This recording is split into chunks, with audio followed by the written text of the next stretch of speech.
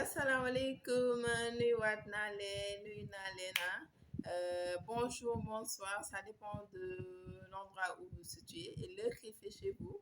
Donc, je me présente, c'est votre soeur, votre amie Fabi Ndiaye. Je suis présente sur les réseaux sociaux depuis un moment. Je développe des thèmes concernant la vie courante, la vie de tous les jours, votre vie, ma vie, la vie de tout un chacun. Donc, avant de commencer, je vous invite à vous abonner à ma page Fabi Ndiaye, Fabi, espace NJIE, à liker, partager les vidéos pour permettre à YouTube de référencer mes vidéos et aussi aider toutes ces personnes qui ont des difficultés et qui se retrouveront dans mes thèmes, que mes thèmes aideront à surmonter leurs difficultés. Donc, je vous invite à vous abonner. Vous cliquez juste sur le pouce, le bouton s'abonner, sur la cloche s'abonner et vous activez toutes les notifications pour que à chaque fois que je fasse une nouvelle vidéo, que vous soyez la première à recevoir la notification. Donc aujourd'hui, ce dont on va parler, c'est comment surmonter une déception amoureuse et reprendre sa vie en main. Donc c'est un thème qui intéressera beaucoup de personnes parce que beaucoup de personnes, après soit une séparation, un divorce, donc n'arrivent pas à surmonter cette séparation, n'arrivent pas à surmonter ce divorce, n'arrivent pas à continuer d'aller de l'avant. Ils perdent même confiance en elles et ce qui n'est pas du tout normal. Et je ne dis pas que c'est une chose facile. Ce n'est vraiment pas facile de surmonter une déception, surtout quand on est avec une personne depuis des années, surtout quand on a été habitué à cette personne. Donc, et surtout quand on a beaucoup aimé cette personne, ce n'est pas du tout facile de surmonter une déception. Mais c'est possible. Et dites-vous que quand, par exemple, j'ai une déception amoureuse, que ce soit un divorce ou une séparation, je me dois de me relever, je me dois de surmonter cette déception, je me dois d'aller de l'avant. Pourquoi? Parce que avant de connaître cette personne, j'ai eu à connaître peut-être d'autres personnes dans ma vie. Avant de connaître cette personne, j'évoluais dans ma vie. Avant de connaître cette personne, j'ai traversé beaucoup d'obstacles dans ma vie. Et pourquoi accepter que dès qu'on a une déception avec une personne, que ça freine notre élan, que ça nous fasse perdre notre confiance en nous, que ça nous déstabilise? Il ne faut pas accepter cela. C'est ce que j'ai l'habitude de dire. Moi, je dis qu'une personne que tu as connue quand tu n'avais pas encore, quand tu as pu, par exemple, réussir tes études, pendant que tu as pu avoir peut-être ton baccalauréat, pendant que tu as pu avoir ta licence, tu ne le connaissais pas, pendant que tu as pu commencer à travailler, à devenir quelqu'un dans la vie, alors que tu ne le connaissais pas. Donc, n'accepte pas que cette personne, une fois que peut-être ils sont comportés en bande de cons, ou bien qu'il ait des comportements foutaises dans votre relation, qu'elle puisse se déstabiliser. Il ne faut pas accepter cela. N'acceptez pas qu'une personne vous déstabilise, même si vous l'avez beaucoup aimé, même si c'était l'amour de votre vie, même si vous ne pensiez jamais pouvoir vous séparer de cette personne. Cela ne doit pas faire, bien vrai que ça puisse vous faire très mal, que ça puisse vous ronger, ça puisse faire un choc en vous, mais n'acceptez pas que ça vous déstabilise au point que vous arrêtiez de travailler, parce qu'il y a des personnes qui ont eu à arrêter de travailler parce que leur conjoint les a quittés, ils ont divorcé, ça a gâché leur travail, ça a gâché toute leur vie, ils n'ont plus confiance en elles et il y a même des personnes qui vont jusqu'à se suicider juste parce que ils étaient avec une personne et cette personne les a quittés. Pourquoi? Pourquoi? Moi, je me dis que dans la vie, il faut avoir assez de caractère et un mental d'acier pour pouvoir se dire que dans ma vie, il n'y a que soit mon père, soit ma mère qui sont indispensables dans ma vie. Il faut avoir ce mental d'acier là. Nit ki da ngay am fulla bi nga xam ne tu te dis que man sama àdduna sama yaay ak sama papa sont indispensables dans ma vie. Mes enfants, c'est ceux qui sont indispensables dans ma vie. Mes frères et sœurs, peut-être ñenn ces personnes-là peut-être bu ñu génnee ci sa vie peut-être que dina ne y aura un grand vide, ça va créer un grand vide.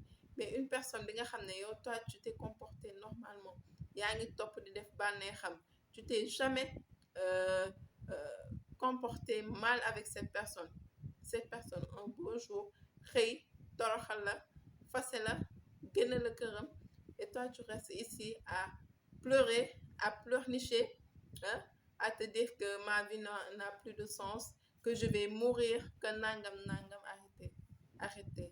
Gis nga dëkk bi ku fi amul fitu gaynde on va te tuer avant que ta mort ne vienne. Dinañ la rey te sa dee jotagul. Moo tax il faut ngeen am fitu gaynde avoir un mental d'acier pour que vous puissiez vivre longtemps. Sinon da ngeen di gaaw a dee de. Moi je vous le dis. Boo leen amul fit am mental d'acier da ngeen di gaaw a dee parce que les gens sont mauvais. Nit ñi soxor nañ. C'est vrai que une séparation n'est pas toujours facile à vivre, surtout dans le cadre du mariage ou bien surtout quand on est sorti avec cette personne pendant plusieurs années. Ma gis na ay nit par exemple des couples surtout si jigéen ñi laay gis loolu parce que les hommes ngeen baal ma mais da ngeen tàmm war et vous fichez en fait de ce que les femmes ressentent. Vous mettez pas vous ne vous mettez pas souvent à la place des femmes. Da ngay gis jigéen nekk ak góor pendant 5 ans ou même plus que ça di gën avec moom pendant des années ku góor gi gëmloo ne ko dinaa la takk je vais t'épouser et tout et au finish jigéen ki day toog ba yàgg rek dégg ne que l'homme avec qui il est sorti pendant toutes ces années bi koy xaarloo pendant toutes ces années à qui elle a donné tout son cœur il s'est marié avec une autre personne. Mais loolu lan moo ko gën a nekk déception? Moi je peux pas comprendre. Et les hommes le font sans gêne, sans remords, et puis avec une certaine foutaise, quoi. Donc, moi, je me dis que si tu n'es pas assez forte pour te dire que, ok, je l'ai connu, c'est vrai que ça fait mal et tout, je prends le temps de faire mon deuil. Faites votre deuil, hein, quand vous avez une déception aussi.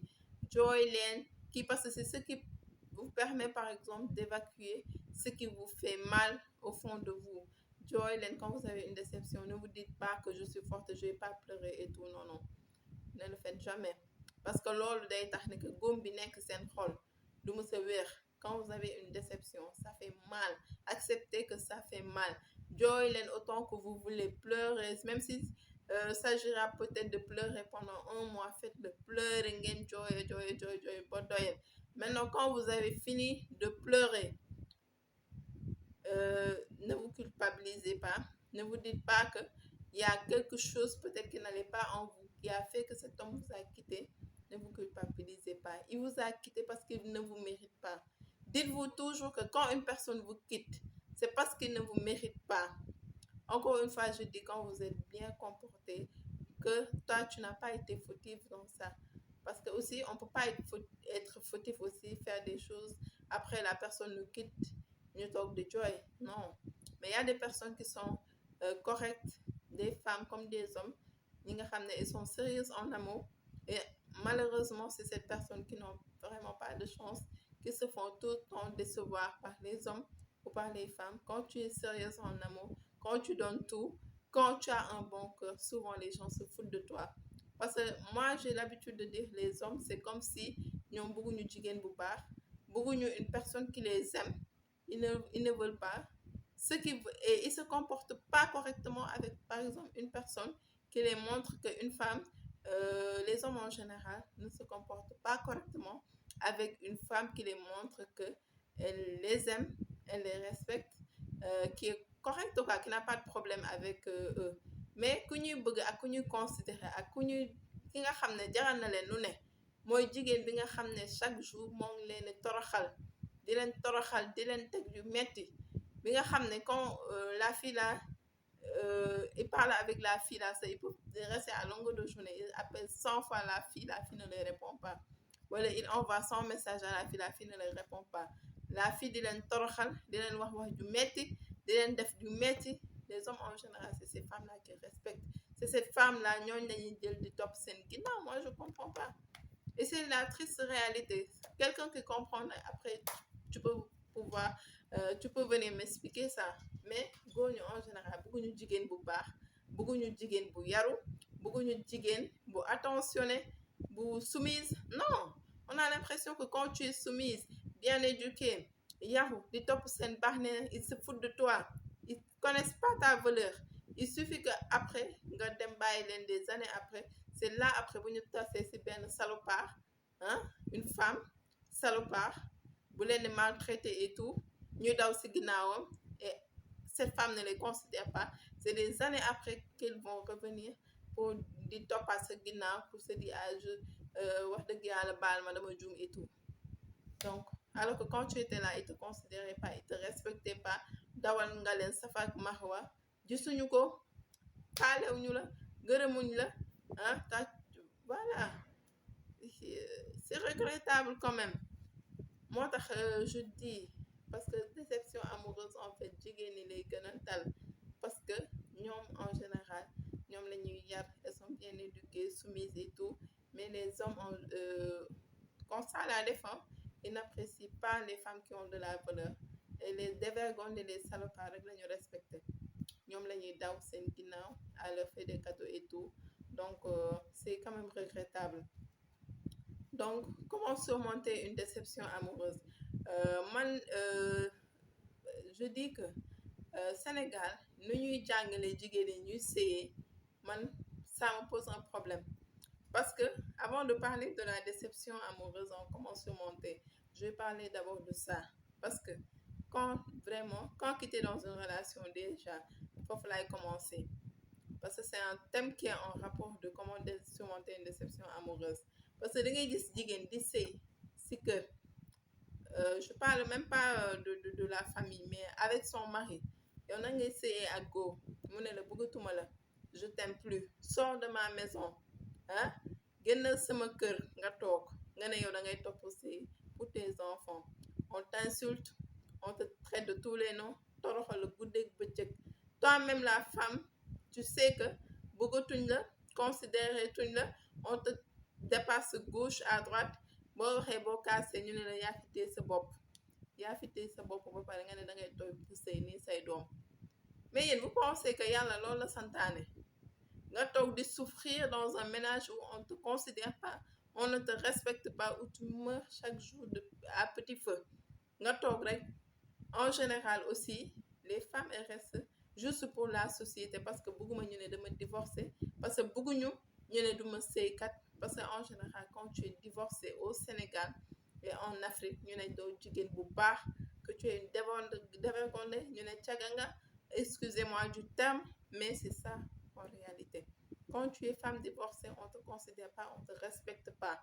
Donc la femme, quand tu n'es pas mentalement forte, comme je l'ai dit au début du thème, quand tu n'as pas un mental d'acier, hein, et un caractère suffisant, donc tu vas jamais quitter ton ménage, parce que tout le temps tu vas rester dans le ménage pour sauvegarder ton image, pour nga ne sauvegarder ta dignité. Or que man dignité booy sauvegarder te foofu laa xamul. Toi encore il te reste de la dignité dans un ménage où on ne veut plus de toi. C'est-à-dire que wax na la 14 millions de fois que je ne t'aime plus, génnal sama kër, la nga fiy def, yaa fi bàyyi sa bopp, ñàkk jom, tous les noms d'oiseaux on te retraite. En général sax tu as une co-épouse qui est là dans la maison, ba ñu jël aj ko ci kaw, sa jëkkër jël ko aj ko ci kaw, sa belle famille jël ko aj ko ci kaw, toi on te considère plus, nga mel ni morceau serpillère si kër gi, ah xar yee muus yee janax yi si kër gi sax ñoo la gën demeñ ci kër gi, kenn considéré wu la, kenn respecté wu la, yow nga ne da ngay toog say ngir say doom. Mais où est ta dignité de femme? Yow bi jigéen bi comporté woo noonu, je demande où est ta dignité? Parce que je me dis qu'une femme qui a de la dignité ne peut pas accepter de rester dans une maison où on ne la respecte pas. En premier, son mari bi nga xam ne moo ko demoon takki, jële ko ci kër, indi ko ci kër, ñëw pour mu sëyal ko. Mais moi quand tu me dis que yaa fi bàyyi sa bopp, je vais pas passer la nuit là-bas.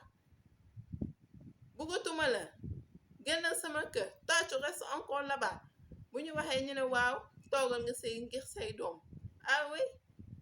Donc dans ces souffrances-là, toi tu peux la phrase qui me fait le plus mal, c'est quand on dit que da ngay def patt ak organiser, gérer li ngay gérer.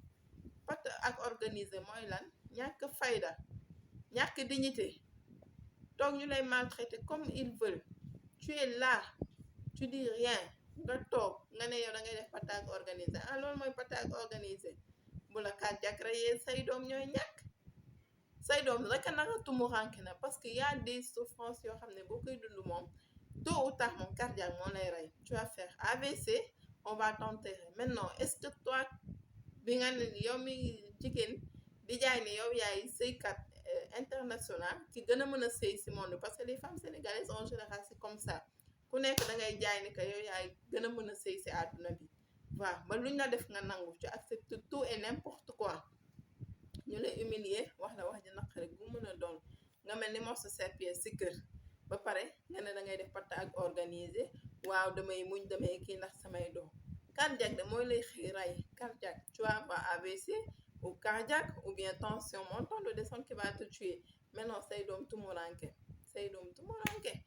donc loolu jax na ko est-ce que jax na ko quand on ne t'aime plus dans un ménage s'il vous plaît quand on ne te respecte plus dans un ménage s'il vous plaît jëlal tes clics et tes claques tu retournes là où tu as quitté parce que tamit góor ki la ñëw qu'importe la situation bu mu la fekkoon même si tu viens d'un milieu défavorisé même si tu viens d'une famille très très très pauvre mais si kër la jëlee woon jëlewu la si mbedd bi bu la fase encore da ngay delluwaat ci kër qu'importe ce que la société va dire tu t'en fous carrément mais yow sauver sa bakkan sauver say doom parce que yow mi toog foofu di souffrir tamit boo deewee da ngay lox say doom ñooy ñàkk kan moo leen yor ëllëg tu sais pas elles vont se retrouver soit avec ta co-épouse qui va les maltraiter yow ñu teg la pression teg la naqar ba nga dee say doom tumuranke mais yow amel nga àq say doom yàlla moo la sant nga toog di sëy ba dee sa doom tumuranke ñu leen maltraiter comme pas possible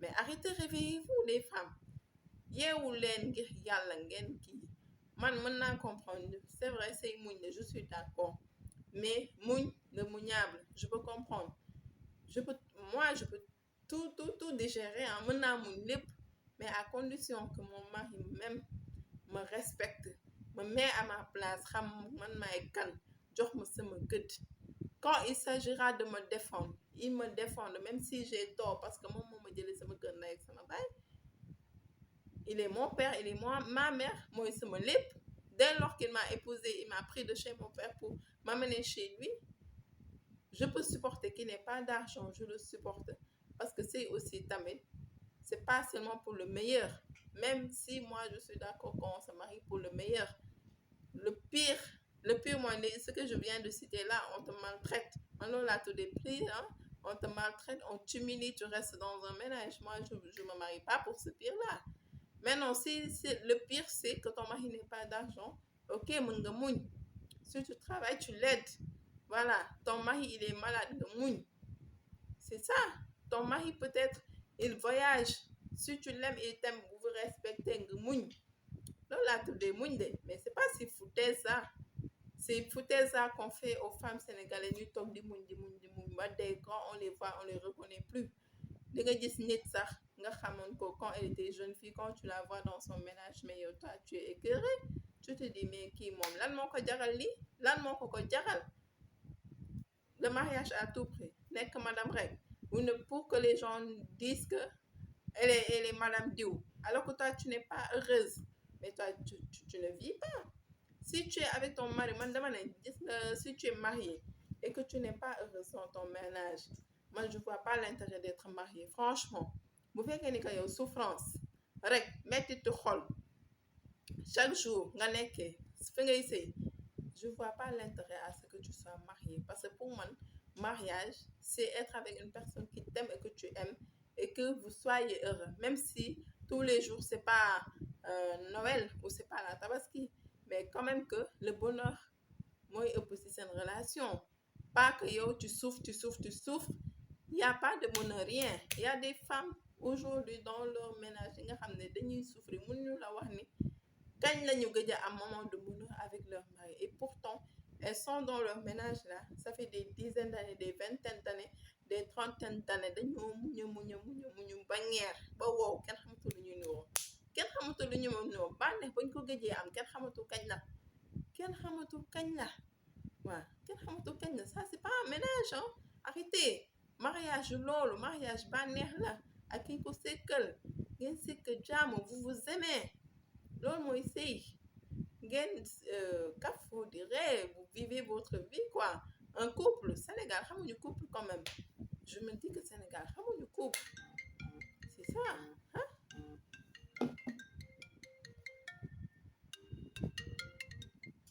Sénégal xamuñu couple donc vraiment j'exhorte ces femmes yàlla santu kenn ngay sëy boo xam ne amoo fa benn bànneex naqar rek nga fay dund parce que loolu nekkatul jaamu yàlla c'est autre chose mais ce n'est plus la religion maintenant quand tu sors par exemple de ce ménage ou de cette relation compliquée là pour surmonter moom reprends goût à la vie en faisant du sport en sortant avec tes amis mais aussi pour nga reprendre ta vie en main aussi il faut que tu travailles c'est pour cela moi je le dis et je le répète tous les jours je ne suis pas d'accord sur le fait qu'on te marie nga toog sa jëkkër ne la dootoo liggéey te nga toog tu ne fous rien une femme tant que tu n'as pas ton indépendance financière hein on va dinañ jël n'importe quoi di ko teg sa kaw il faut travailler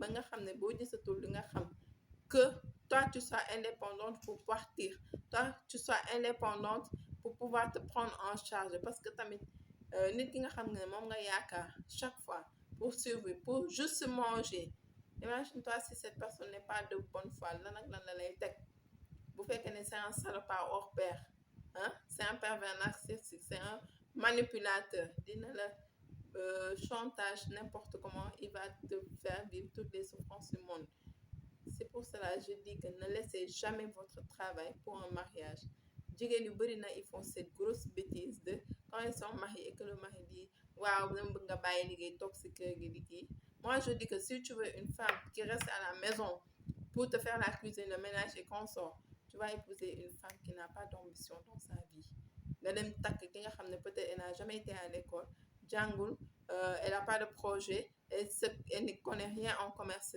rien du tout nga ñëw teg ko sa kër celle-là elle n'ira pas travailler dans un bureau du dem jaay sa marché ba du dem kii dina toog xaala fa nga bëgg mu toog comme toi tu veux une prisonnière ou bien du bétail à élever à la maison donc tu vas prendre une femme qui n'a aucune ambition mais quand tu épouses une femme qui a fait des études tu épouses une femme bi nga xam ne dafa tàmm di xëy di liggéey même si elle n'a pas étudié que moom dafa tàmm liggéey depuis arrêtez d'aller épouser cette femme et de vouloir en faire des femmes au foyer arrêtez man daal égoïsme bi nekk si góor ñi daal man laa comprendre je comprends pas alors que si c'était leur fille il n'a jamais accepté que keneen ñëw di takk seen doom di ko bàyyiloo jàngal di ko abandonner ses études donc continuez vos études des femmes ne laissez jamais vos études pour un homme ne laissez jamais votre travail pour un homme travaillez étudiez pour pouvoir avoir une indépendance financière parce que si tu as cette indépendance financière là je doute fort qu'un homme puisse se foutre de toi de cette manière voilà un homme qui fait des comportements foutaises avec toi tu pourras peut-être quand il s'agira de partir nga dem et nga mën a yor sa bopp c'est ce que je conseille à toute femme c'est ce que je vous conseille hein maintenant quand vous sortez d'une rupture donc reprenez votre vie en main allez faire du sport hein ça libère le cœur et l'esprit le corps aussi ça évacue le stress rencontrez des amis de nouvelles personnes sortez avec vos amis allez à la plage dites-vous que aussi yàlla moo la boole woon ak nit kooku ba ngeen xamante peut-être ba ngeen dund tant d'années yàlla mi la boole woon ak nit kooku aussi il va te mettre en rapport avec d'autres personnes plus bien ne te dis jamais que cette personne est indispensable dans ma vie arrêtez comme j'ai l'habitude de le dire et que je l'ai dit tantôt il y a que les parents qui sont indispensables dans la vie d'une personne bi nga xam ne buñ fi nekk tout ça te fera énormément mal il y aura un grand vide dans ta vie mais kii di jabar kii di jëkkër franchement ku la ci bàyyi nga dem ak sa mbagg c'est ce que je me dis ok si la personne se comporte correctement avec toi tu te comportes correctement avec elle c'est ça parce que war baaxul aussi maintenant si la personne aussi bu indee tant que bouki vouloir détruire ta vie vouloir te tuer alors que ta mort n'est pas encore arrivée là franchement nga bàyyi ko nga dem ak sa bopp bu la bàyyi nga demal sa mbagg.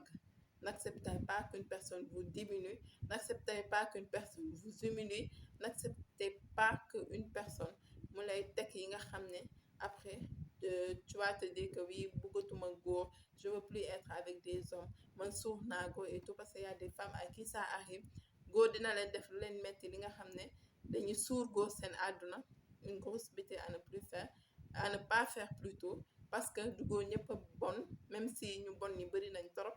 Et les trafiquants de personnalité, il y a beaucoup de trafiquants de personnalité ki nga xam ne dañuy ñëw si yow di incarner baax, di incarner jub, di incarner xol bu rafet ko, alors que au finish, surtout chez les femmes divorcées, au finish ils voulaient juste coucher avec toi.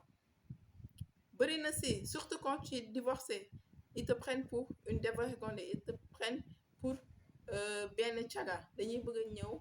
Peut-être ils se disent que oui, je vais faire tout, incarner l'homme parfait, incarner le mec pieux, incarner, juste pour coucher avec elle.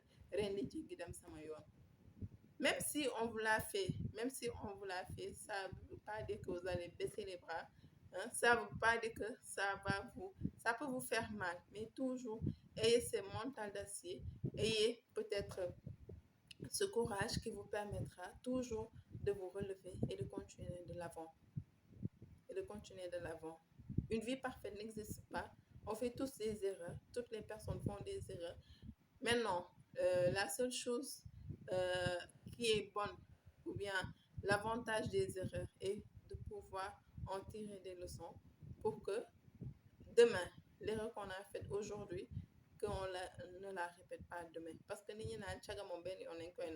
quand on te trompe une fois, arrange-toi pour qu'on ne te trompe pas 2 fois. On peut te tromper 1 fois, 2 fois, mais arrange-toi pour qu'on ne te trompe pas 3 fois. Parce que après, tu deviens naïf. Après, voilà, quand on te trompe 1 fois, il faut en tirer des leçons. Savoir que c'est une erreur. Parce que tout le monde fait des erreurs. Voilà, erreur là. Leçon yi ma si wax a tiire lii ak lii la, et bu ëllëgee dina tax ma war a xam fu may teg sama tànk ba peut-être li ma dal nii tey dootuma dalati.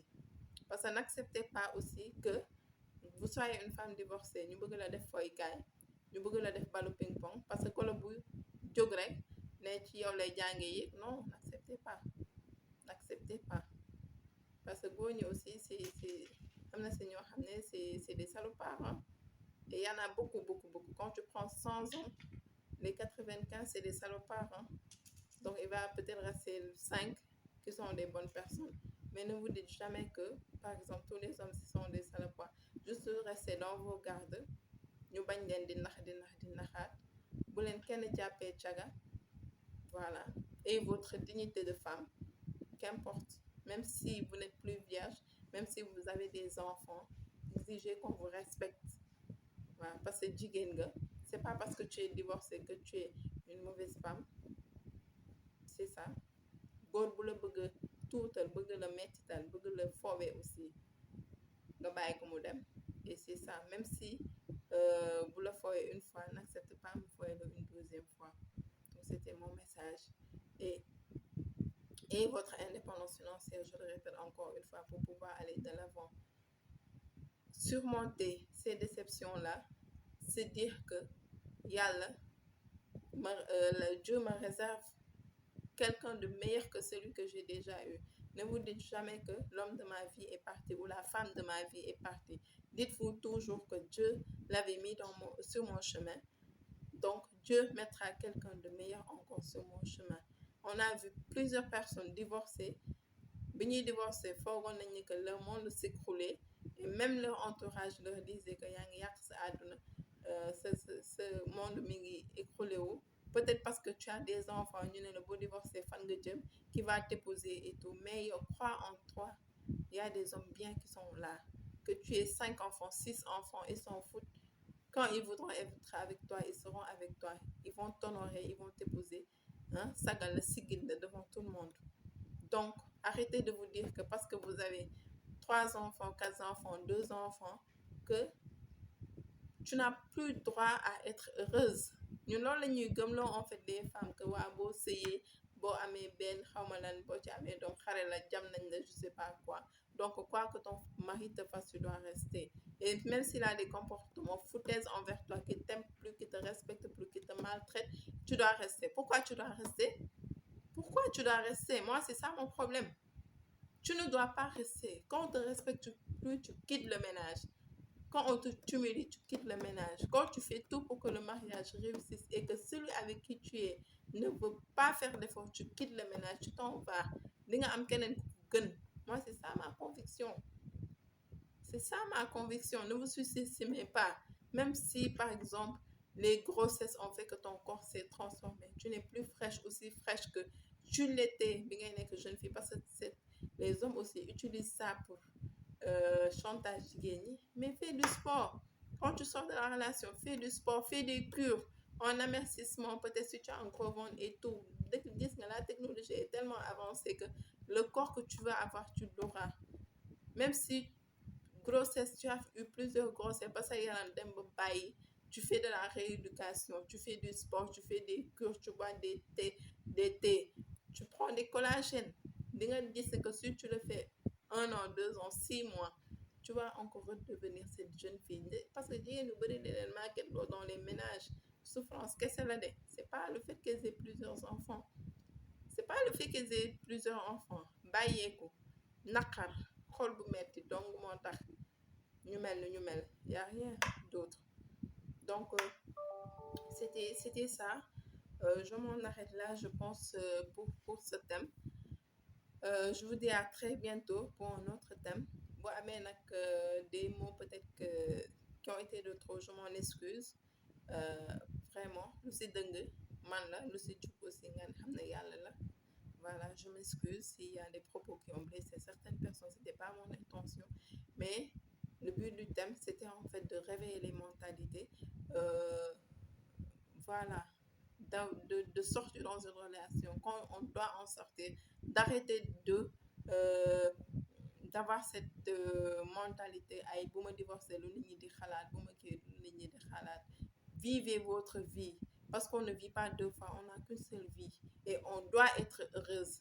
Ne vous dites pas qu'on n'a pas droit au bonheur. Bàyyi la ñu naan sëy du bànneex xawma lan la ci kaw rek mooy lem ci kii. Non, moi je vois des couples qui ont gardé cette flamme-là, cet amour-là pendant plus de 25 ans. Donc pourquoi il faut faire croire aux personnes que début mariage rek moo neex? C'est pas le début du mariage juste qui est bien, hein. C'est que Sénégal, nous, on ne connaît pas le couple. Xamuñu couple en fait. Xamuñu couple, mais il y a ceux qui, par exemple, connaissent vraiment ce qu'est un couple et qui ont la chance d'être ensemble. Ils vivent cet amour-là jusqu'à leur vieillesse. Donc bàyyi leen maame lu ñuy gëmloo ay sëy neexu sëy dafa naqar sëy da ngay muñ lu ñu la mën ci def da ngay toog muñ ndax say doom. Je suis pas d'accord sur ça. Sëy dafa war a neex, dafa war a neex. Tu n'as pas à être là di muñ ay maltraitance ak manque de respect n'importe quoi. Dafa war a neex encore une fois. Donc à très bientôt pour un autre thème. Ciao ciao, bisous, au revoir.